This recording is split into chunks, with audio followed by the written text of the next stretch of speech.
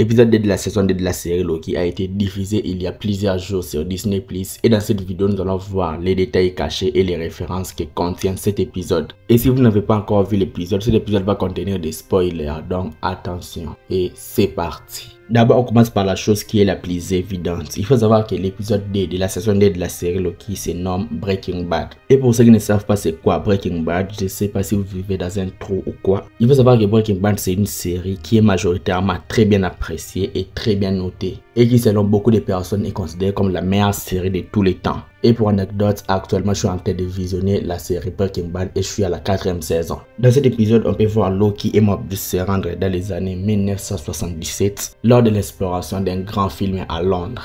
Et il faut savoir que dans la vraie vie, c'était en 1977 à Londres que le tout premier film Star Wars nommé Star Wars Nouvel Espoir a été diffusé pour la première fois en avant-première dans le monde.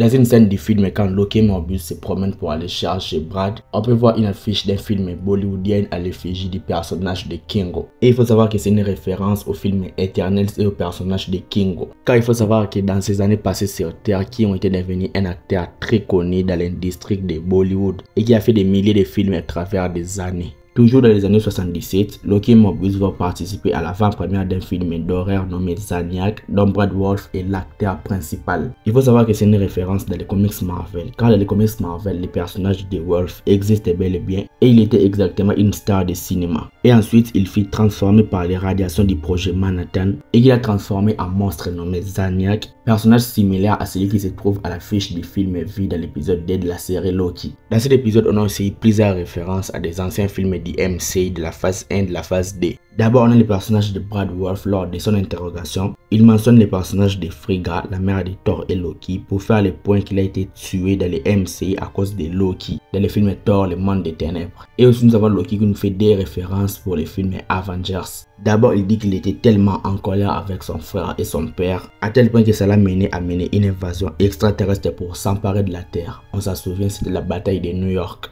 Ensuite, il a dit qu'il a tenté de corrompre l'esprit de Tony Stark avec la pierre de l'esprit, ça n'a rien donné. Ensuite, il a balancé en haut d'un immeuble. Ça, on s'en rappelle, c'est la scène où Tony Stark a enfilé son armure en plein ciel. Dans la saison 1 de la série Loki, on connaît tous que le personnage de Sylvie a tué plusieurs agents de la TVA qui les traquaient sans limite. Et bien, il faut savoir que dans cet épisode, on nous a confirmé que le personnage de Sylvie a tué aux environs de 400 agents de la TVA, ce qui faisait de lui un variant très dangereux de Loki. Lors de la toute fin de l'épisode, on peut voir le personnage de Sylvie tenir dans sa main un artefact. Et il faut savoir que cet artefact est donc le bracelet ou l'engin temporel de celui qui demeure qu'on a vu à la fin de la saison 1 de la série Loki. Chose qui permettait à celui qui demeure de voyager à travers le temps et de les manipuler. Je vais donc m'arrêter là, dites-moi donc ce que vous en pensez dans les commentaires. Like la vidéo si elle t'a plu et abonne-toi à la chaîne pour être au rendez-vous de mes prochaines vidéos. Suis-moi sur Instagram et sur Twitter, les liens sont dans la description. C'était Jonathan Geek et je vous dis qu'on se retrouve trop vite pour une prochaine vidéo. Ciao!